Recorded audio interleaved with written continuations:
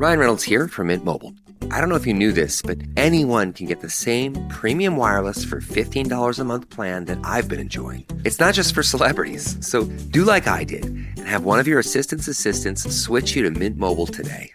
I'm told it's super easy to do at mintmobile.com/switch. Upfront payment of $45 for 3-month plan, equivalent to $15 per month required. Intro rate first 3 months only, then full price plan options available. Taxes and fees extra. See full terms at mintmobile.com. At T-Mobile, our critical mission is providing unparalleled 5G coverage for when connectivity is mission critical.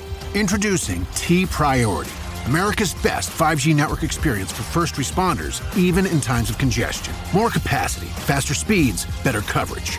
T-Priority from T-Mobile. Built for tomorrow's emergencies. Ready today. Discover more at t-priority.com. For qualifying organizations on eligible rate plans, coverage not available in some areas and may be impacted by emergencies.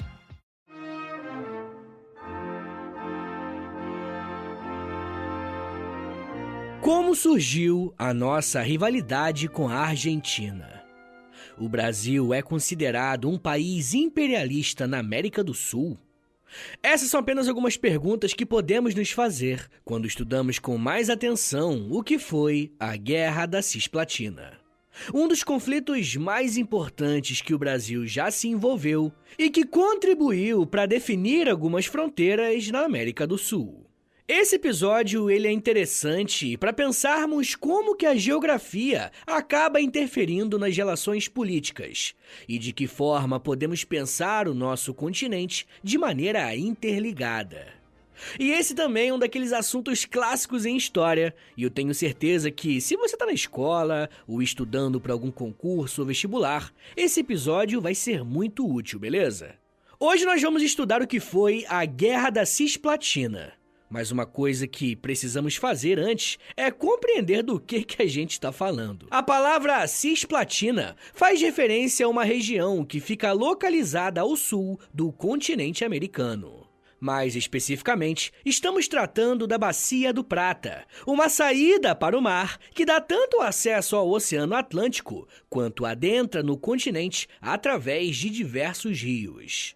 Quando nós pensamos na colonização aqui da América, temos que lembrar que países como Espanha, Portugal e posteriormente Inglaterra e França vieram para cá com o interesse de extrair recursos para enriquecerem os seus próprios países. A região da Bacia do Prata recebeu esse nome por conta do Rio da Prata, o segundo maior do continente.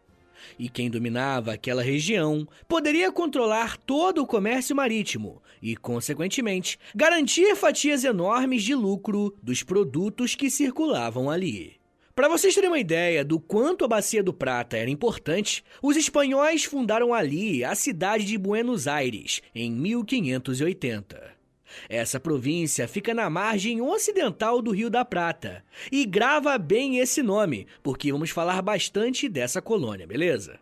Além da Espanha, Portugal também construiu a sua colônia na região sul da América. E por ser uma área bem valiosa, os portugueses se esforçaram para não deixarem o Rio da Prata com o controle total dos espanhóis. Os lusitanos construíram um posto comercial de frente para Buenos Aires, só que na outra margem do Rio da Prata.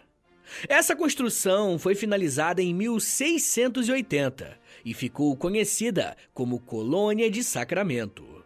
Com essas colônias nas margens do rio, Portugal e Espanha, a partir do século XVII, passaram a rivalizar para definirem quem controlaria a área. Assim que os espanhóis perceberam que os portugueses também tinham interesses naquela região, eles começaram a levar pessoas para interiorizar o continente. Ou seja, a coroa espanhola convocou homens para desbravar territórios que ainda estavam vazios, entre aspas, né? E eu uso aspas porque, obviamente, já tinham nativos morando nesses territórios há milênios. Essa prática era feita para, futuramente, eles terem o direito de reivindicar o território para eles, em um eventual impasse jurídico. E foi justamente nesse esforço de estar em mais lugares ali do sul do continente que os espanhóis fundaram os 7 Povos das Missões, que foi um conjunto de aldeamentos de indígenas para que a Espanha tivesse o controle do Rio da Prata. Precisamos lembrar que esse território foi um espaço de escravidão indígena e, recentemente, tornou-se um patrimônio da humanidade. E se você estiver viajando pelo Rio Grande do Sul, é possível visitar as ruínas das Missões. Mas enfim, gente, conforme a Espanha se interiorizou no sul do continente, Portugal começou a travar alguns conflitos por aqueles territórios. E quando eu me refiro a conflitos, eu tô falando de guerras mesmo. O início do século XVIII foi marcado pelo início desses conflitos. Buenos Aires e a colônia de Sacramento trocaram de dono, entre aspas, várias vezes. A Espanha chegou a vencer Portugal uma vez e dominar Sacramento, mas posteriormente os portugueses retomaram a posse da colônia. Em 1724, a Espanha decide fundar uma nova colônia para tentar cercar Portugal ali no sul. E é nesse ano que a cidade de Montevidéu é fundada pelos espanhóis.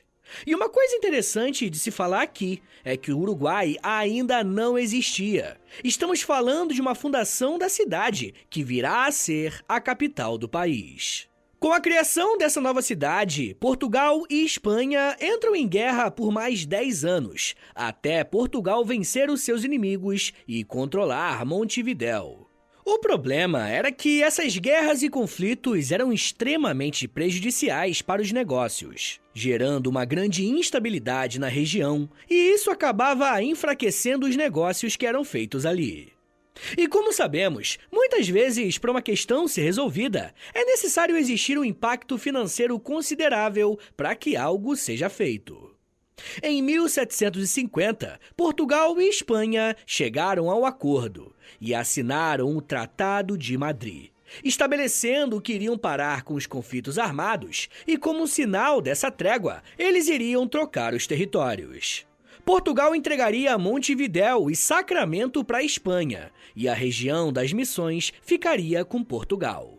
Por mais que esse momento tenha sido uma aproximação positiva entre as duas coroas, não demorou muito tempo para que o acordo fosse descumprido e as disputas por território voltassem a todo vapor. Muito em breve, militares iriam para o campo de batalha pelo controle de Montevidéu. Quem ouve o História em Meia Hora há mais tempo sabe que eu tento mostrar para vocês que história é uma ciência que se estuda de forma conectada e não de forma isolada. E com isso eu quero dizer que os eventos históricos podem ser relacionados uns com os outros. Eu acabei de falar para vocês que Portugal e Espanha firmaram um acordo de cessão de terras e, consequentemente, não entrariam mais em conflito. E conforme a segunda metade do século XVIII avançava, a colônia portuguesa estava se fortalecendo. Em 1776, os espanhóis criaram uma entidade política chamada Vice-Reino do Prata, para colocar na região sul do continente uma administração política sediada em Buenos Aires, com o intuito de não permitir que os portugueses avançassem demais. E é nesse ponto que eu digo que a história se conecta. Lá no continente europeu, os anos 1800 começam bastante conturbados, porque Napoleão Bonaparte subiu ao trono francês, fazendo uma imensa bagunça no continente. Um dos principais adversários da França era a Inglaterra, e uma das principais medidas de Napoleão foi o bloqueio continental, que impedia que nações europeias mantivessem relações comerciais com os ingleses. E caso algum país descumprisse esse bloqueio, a França o invadiria. Mas nem sempre foi o bloqueio continental que justificou as invasões napoleônicas. A Espanha, por exemplo, foi apenas vítima do expansionismo francês. Os espanhóis controlavam portos de interesse dos franceses, e por isso, Napoleão invadiu o país e colocou seu irmão como o novo rei espanhol. Uma consequência prática era que todas as posses da Espanha, inclusive as colônias, fossem transferidas para a França. E adivinha qual país que não gostou nem um pouco dessa situação? Pois é, a Inglaterra. Então, se a região do Prata já era muito disputada entre Portugal e Espanha, agora ganhou mais dois concorrentes, França e Inglaterra. Entre 1800 e 1810, a Inglaterra tentou invadir Montevidéu e Buenos Aires pelo menos 2 vezes. Mas se tem uma coisa que acontece quando um grupo tem um inimigo em comum, é a união. A presença de tantas forças estrangeiras fez com que o processo de independência de algumas regiões da América Espanhola se acelerasse bastante. E em 1810, Buenos Aires conquistou a sua independência. Com Buenos Aires sendo um território independente, Montevidéu passou a ser um território ainda mais disputado. E vocês estão percebendo como que a tensão parece que está só aumentando?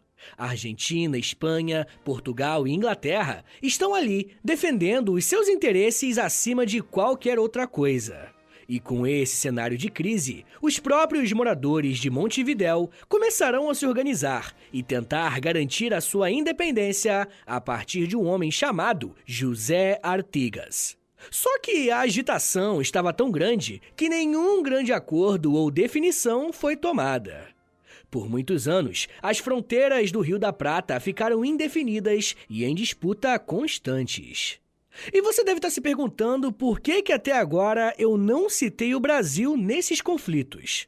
Olha, tecnicamente, o Brasil meio que não existia, pelo menos não de maneira independente. Por isso eu acredito que o mais correto é tratar de Portugal, pois é a coroa portuguesa que está tomando as decisões por enquanto.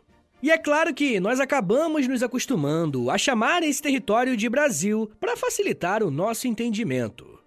Mas, de qualquer forma, a colônia portuguesa, que é o Brasil, também estava inserida em toda essa bagunça que chegou até a Europa. E foi por conta desse caos que a família real de Portugal e toda a sua corte vieram para o Brasil em 1808 e se estabeleceram aqui no mesmo processo do bloqueio continental que eu comentei quase agora. A chegada da família real representou uma série de mudanças, a começar por ser a primeira família real a migrar para sua colônia na América. Nenhuma outra monarquia europeia fez isso nesse contexto. Mas, além disso, a chegada da família real no Brasil também teve os seus impactos para a região do Prata. Nesse período, quem governava Portugal era Dom João, e ele aproveitou que a região sul estava com essa indefinição para levar o seu exército para lá e invadir a região do Prata. Dom João, nessa época, tinha um exército bem preparado e iniciou os ataques àquele território. Portugal saiu vencedor e em 1821 toda a região sul é anexada ao território brasileiro. Se antes o território se chamava Colônia de Sacramento e Montevidéu, a partir de 1821 recebeu o nome de Província da Cisplatina. Cisplatina significa lado próximo do Prata, fazendo referência a justamente esse rio tão disputado. E existem alguns debates a respeito do porquê que o Dom João fez um esforço tão grande para conquistar essa área ao sul. Alguns pesquisadores chegaram a dizer que Dom João queria incorporar a Cisplatina porque a sua esposa, Carlota Joaquina, queria ser conhecida como a Rainha do Prata. Outros historiadores apontam que Carlota Joaquina era parente do rei espanhol que foi afastado pelo Napoleão Bonaparte.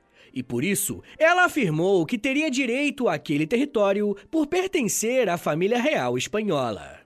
Mas o que é consenso para praticamente todos os historiadores é que Dom João foi muito habilidoso em conquistar a Cisplatina para o Brasil. Afinal, estamos falando de um território que há muito tempo ficou sendo disputado por muitas potências diferentes. E algumas vezes até se tornou um território sem nenhum tipo de definição. O período que a anexação foi feita também é importante para entendermos o que vai acontecer a seguir. Pouco tempo depois de anexar a Cisplatina ao Brasil, começamos a observar o processo de independência do nosso país. Quando as coisas se acalmam lá na Europa, após a derrota de Napoleão, as cortes portuguesas passam a exigir o retorno da família real para Portugal, mas agora obedecendo uma constituição. Dom João acaba cedendo, retorna ao seu país de origem, mas deixa o seu filho Dom Pedro como príncipe regente do Brasil. Em um embate entre as cortes portuguesas e a administração de Dom Pedro aqui no Brasil, o príncipe vai declarar a independência do Império do Brasil. E por mais que a independência tenha acontecido em 1822, as coisas demoraram bastante para se acalmar por conta de revoltas e conflitos internos, como foi o caso das revoltas pernambucanas. No dia 12 de setembro de 1824, as tropas de Dom Pedro I foram convocadas para invadir Recife. Esses militares foram convocados porque Recife estava iniciando uma revolta que ficou conhecida como Conferência do Equador, e eles tinham como objetivo fundar um novo país. Na prática, eles queriam se separar do Brasil. E o novo governo brasileiro precisava responder à altura e enviou tropas militares para acabarem com o levante. O exército conseguiu resolver a situação e matou os principais responsáveis pelo que ocorreu em Recife. E basicamente, o governo brasileiro estava passando um recado. Quem quisesse modificar as fronteiras ou as posses do Brasil teria que enfrentar o exército imperial. O que aconteceu no Nordeste brasileiro serviu como uma espécie de treinamento para o que iria estourar no sul do continente. Por conta do caos político que o Brasil estava passando depois da independência, a posse de Montevidéu vai ser contestada e o Brasil vai precisar reagir colocando soldados no campo de batalha. Em pouco tempo, o país recém-independente entraria no seu primeiro conflito internacional. Eu já quero falar um pouco mais sobre como que começou essa guerra envolvendo o Brasil e os seus vizinhos. Mas me dá um minutinho aí, tá, gente, que daqui a pouco a gente volta. E eu falo um pouco mais sobre lutas, traições, rivalidades e independência. Segura aí, que é um minutinho só.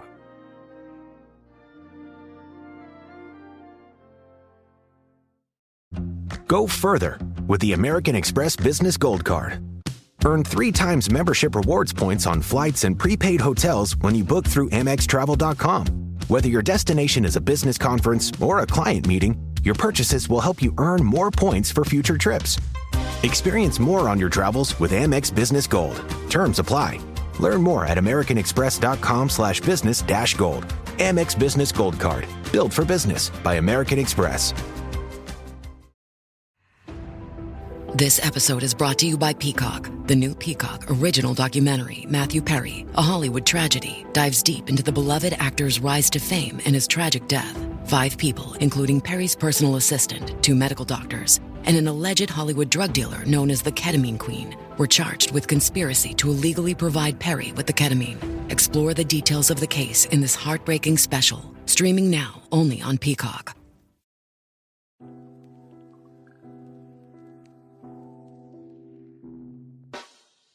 O História em Meia Hora é parceiro da loja. Acesse loja.com.br, é loja escrito LOLJA, e pesquise pelo História em Meia Hora. Lá você vai encontrar blusas, camisetas, regatas, moletons e muito mais produtos exclusivos do nosso podcast, tá? Só tem no História em Meia Hora e lá no site da loja. Tem uma blusa que é uma mistura do Lampião com a Kira, tem uma que é da Cadela Laika, tem uma que é o Street Fighter, só que com figuras históricas do Brasil. Gente, tem muita coisa irada por lá.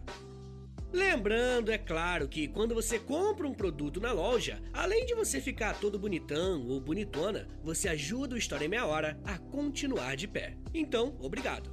Acesse agora loja.com.br e pesquise por História em Meia Hora. loja.com.br e digita na busca História em Meia Hora. Valeu, gente!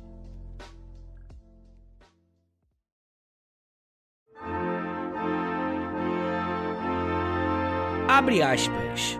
Apesar de detestarem a vida militar, os camponeses livres eram agarrados como malfeitores, manietados, metidos a bordo de imundas embarcações e mandados para as agrestes Campinas do Sul sofrer os rigores de um clima inóspito e a tática de um inimigo desapiedado. Grande número adoecia e morria na viagem. Fecha aspas. As palavras que você acabou de ouvir fazem parte de uma carta escrita para um general que comandou as tropas brasileiras no início da Guerra da Cisplatina. Esse relato é bastante importante, porque esse conflito tem algumas questões centrais para pensarmos a história brasileira. E uma dessas questões é a formação de um exército nacional. Como deu para perceber no relato, o início do que virá a ser o Exército Brasileiro foi bastante conturbado. Mas mesmo assim, ele foi usado para reprimir revoltas sociais e políticas que estouraram em diferentes regiões do Brasil. Na primeira parte desse episódio, eu mostrei para vocês que a política externa na vizinhança brasileira estava bastante incerta e tensa por conta das disputas territoriais. Porém, a partir de 1822, a instabilidade veio para dentro do país com as guerras de independência. Aproveitando essa situação delicada para o Brasil, a Argentina, que agora fazia parte da República das Províncias Unidas do Rio da Prata, passou a considerar a Cisplatina como seu território. A Argentina enxergava a Cisplatina como um território próprio, mas o Brasil também enxergava da mesma maneira. E quando um país faz uma reivindicação de um território, se um problema não for resolvido através da diplomacia, a disputa é resolvida no campo de batalha. Se liga só no que a historiadora Miriam Donikoff disse sobre justamente essa questão, abre aspas. Com a independência brasileira em 1822, o projeto de unidade da América Portuguesa em um só país passou a pautar a posição do Rio de Janeiro na região. A manutenção da Cisplatina, em oposição a Buenos Aires, era a defesa de parte integrante do território do novo império. Preservar a Cisplatina era fundamental também para impedir a possibilidade de uma eventual perda de outras regiões. Fecha aspas. Essa citação é importante porque mostra para nós que a unidade do território brasileiro era praticamente um sinônimo de estabilidade para o novo governo. Por mais que defender a posse da Cisplatina significasse que o país entraria em uma guerra com uma nação estrangeira, do ponto de vista político, essa ação era justificada, porque evitaria novos levantes separatistas. Por conta do tamanho do Brasil, sabemos muito bem que, em diferentes regiões, temos costumes regionais próprios, e na época da independência isso não era diferente. Mesmo que a Cisplatina fizesse parte do Brasil, essa região tinha aspectos culturais e linguísticos próprios. Isso ficou claro em abril de 1825, quando um homem chamado Juan Antônio Lavalleja liderou um movimento na Cisplatina com o nome de 33 Orientais, que defendia a independência da Cisplatina em relação ao Império do Brasil. É claro que a República das Províncias Unidas do Rio da Prata apoiaram essa decisão e afirmaram que a Cisplatina poderia pertencer a essa república do outro lado do Rio da Prata. Juan Lavalleja liderou uma expedição com alguns militares até o outro lado do rio e declarou a independência da Cisplatina em agosto de 1825. Esse foi o estopim para que o imperador brasileiro declarasse guerra às Províncias Unidas do Rio da Prata e à Cisplatina. Assim como em toda guerra, era necessário um preparo consideravelmente grande, e a última vez que o exército imperial foi utilizado foi um ano antes, e na região nordeste do Brasil. Dom Pedro I convocou os soldados que lutaram contra a Confederação do Equador, e até contou com a ajuda de alguns rebeldes de Recife, que antes tinham lutado contra o governo central. E como o Exército Nacional, aos moldes que conhecemos hoje, ainda estava em formação, o Império Brasileiro precisou contratar diversos mercenários para reforçar suas tropas. E esses mercenários eram britânicos, irlandeses e germânicos. Quando a guerra começou, o Brasil adotou a estratégia de atacar por duas frentes, uma pela terra e outra pelo mar. Os soldados marcharam até o sul para impedirem que os cisplatinos conseguissem a sua independência e o território continuasse com o Brasil. A frota naval que foi em direção à Bacia do Prata tinha uma ideia um pouco diferente. Ao invés de fazer um ataque direto ao Brasil, a frota decidiu cercar as saídas da bacia para impedir que os comerciantes inimigos conseguissem vender seus produtos. E a ideia, num primeiro momento, era vencer pelo bolso. E eu não posso afirmar que a estratégia aqui usou como inspiração Napoleão Bonaparte com um bloqueio continental, mas os objetivos claramente eram próximos. No papel, a estratégia foi bem interessante e tinha tudo para dar certo, porque o Brasil tinha uma frota naval bem mais preparada que a da Cisplatina e a das Províncias Unidas do Prata. O ponto fraco do Brasil, entretanto, era o seu embate terrestre, uma vez que o exército ainda não estava completamente pronto. Mesmo com essas dificuldades, a guerra terrestre começou melhor para o Brasil. As tropas imperiais conseguiram ocupar Montevidéu e parecia que os separatistas não teriam muitas chances. Mas as expectativas brasileiras logo foram frustradas. A primeira grande batalha foi a Batalha de Rincón, que representou a expulsão dos brasileiros de Montevidéu. Depois de sofrerem essa derrota, a batalha foi deslocada para a província de Sarandi, onde um outro baque veio. Na Batalha de Sarandi, o exército brasileiro contava com a liderança do general Bento Manuel Ribeiro, que estava à frente de uma tropa de aproximadamente 2.200 homens. Do outro lado, quem liderava o exército cisplatino era o Juan Antônio Lavalleja, aquele que organizou os 33 orientais. Lavalleja tinha mais ou menos o mesmo contingente no seu exército, mas a sua estratégia foi muito mais eficiente. Por não conhecerem tanto o território, o Brasil foi simplesmente massacrado. E olha, não é exagero falar isso, tá? Porque dos 2.000 soldados que lutaram do lado brasileiro, pouco mais de 400 morreram. Do lado dos cisplatinos, apenas 30 morreram em combate. Por mais que as coisas não estivessem bem pro nosso lado no fronte de batalha que estava acontecendo na terra, as tropas navais brasileiras estavam se saindo muito melhor.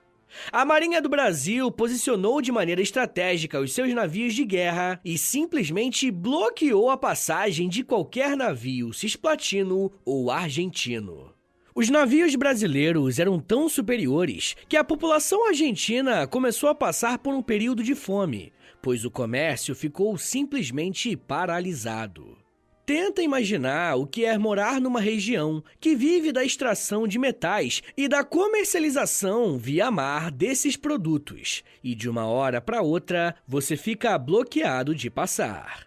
Como o Brasil ganhava de um lado, mas perdia do outro, isso fez com que a guerra fosse se alongando, e tudo levava a crer que o conflito estava longe de acabar. Um dos primeiros sinais de que a guerra estava se alongando além do necessário foi a popularidade do governo de Dom Pedro, que começou a diminuir bastante. O seu governo passou a sofrer uma forte oposição, tanto dos políticos da corte quanto de alguns generais do seu próprio exército. Alguns parlamentares se recusaram a enviar recursos para o exército continuar guerreando. Para tentar reverter a situação, Dom Pedro I foi pessoalmente para o fronte de batalha no sul do país, em novembro de 1826. O imperador chegou de navio em Santa Catarina e foi para Porto Alegre a cavalo para animar as tropas e tentar recuperar o prestígio. Só que o imperador não ficou muito tempo na guerra e foi chamado para voltar para casa porque a sua esposa havia falecido. Dona Leopoldina, uma das figuras mais importantes no processo de independência do Brasil, faleceu no dia 11 de dezembro de 1826. E, inclusive, existe uma grande polêmica que envolve Dona Leopoldina e Dom Pedro I, seu marido.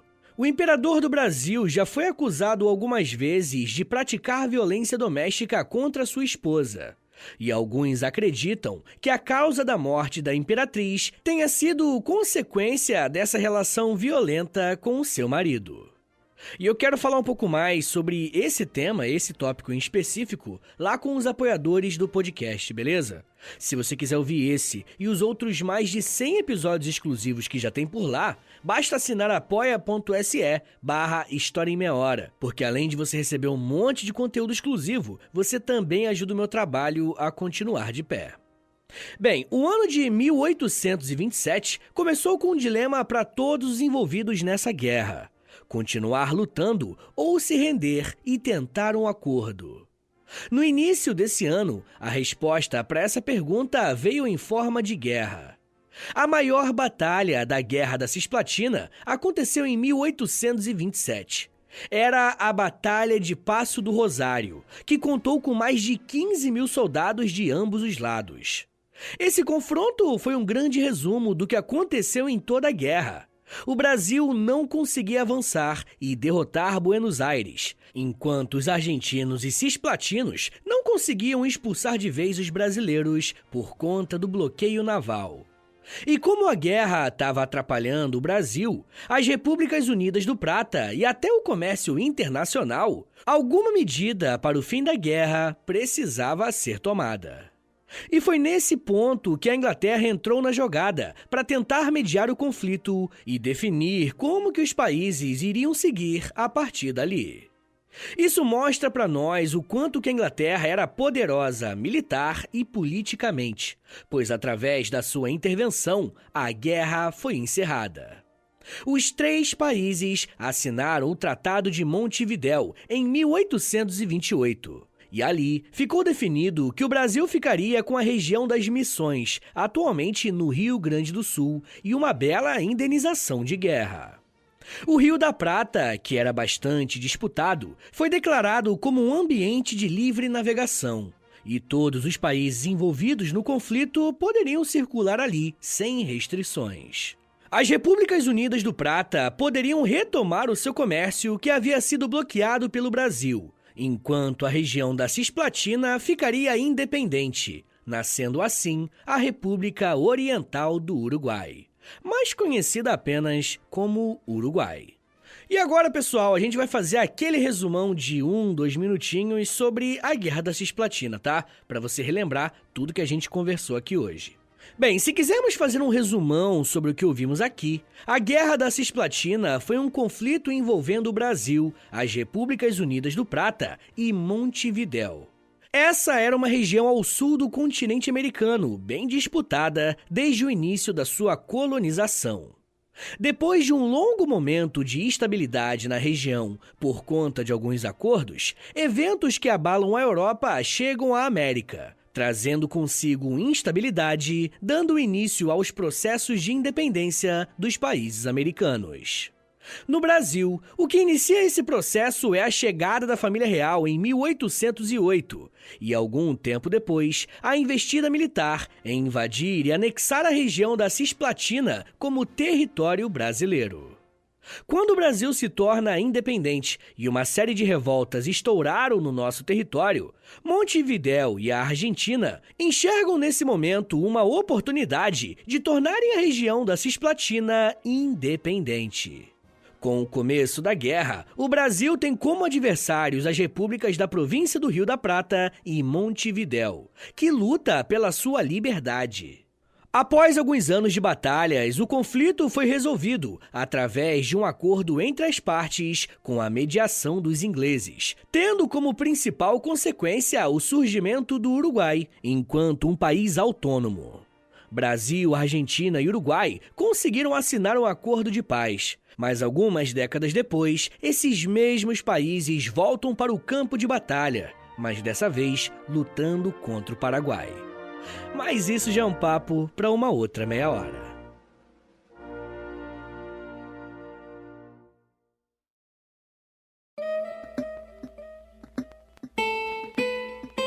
Senhores, muito obrigado por ter vindo até aqui. Meu nome é Vitor Soares, eu sou professor de História e você acabou de ouvir o História em Meia Hora.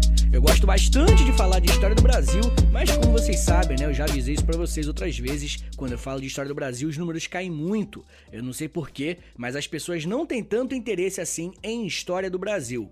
Então, se você quiser mais episódios sobre história do Brasil, né, episódios desse tipo, aqui no podcast, dá uma moralzinha, compartilha esse episódio, posta lá nos stories do Instagram, e aí você me marca no @História em Meia Hora, ou você também pode postar no Twitter, e aí você me marca no @H30podcast. Rapaziada, se você gosta do História Meia Hora, se você quer ver esse podcast continuar de pé por muito tempo ainda, dá uma passada lá no Apoia-se, beleza? Não se esquece, é apoia.se/História em Meia Hora, que lá tem conteúdo exclusivo, episódios exclusivos para apoiadores, tem Clube do Livro, tem conteúdo diário no Instagram, depende, né, do nível que você assinar o Apoia-se, enfim. Mas só fica o convite se você quiser e puder me ajudar, tá bom? Rapaziada, lembrando vocês que o História em Meia Hora tem uma lojinha lá na Loja, tá bom? LOLJA, Loja. Entra no site deles, loja.com.br, digita História em Meia Hora na busca, que você vai ser transportado pra nossa lojinha. Rapaziada, uma outra coisa que eu vou pedir, e isso aqui não custa nada, é um total de R$0, você vai gastar 1 minutinho da tua vida no máximo, é clicando aí no perfil do História em Meia Hora no Spotify, clicando em 5 estrelinhas na avaliação, depois clicando em seguir e por último clicando no sininho, que aí o sininho vai avisar pra você, vai enviar uma notificação no seu celular quando tem episódio novo do História em Meia Hora, tá bom? E lembrando vocês que eu tenho outro podcast de história, é o História pros Brother. Ele é de história, como o nome já fala, mas é de humor também, tá? Então vai preparado pra algo de humor. Porque a gente não leva muita coisa a sério lá não, tá? Eu faço com o Alexandre Níquel e todas as quartas-feiras tem episódio novo do História pros Brother aqui no Spotify. Então é isso, gente. Me siga nas redes sociais. É @ProfVitorSoares no Twitter, no Instagram e no TikTok. Tô sempre fazendo videozinho educativo lá no TikTok, tá bom? É isso, gente. Muito obrigado. Um beijo. Até semana que vem. E valeu!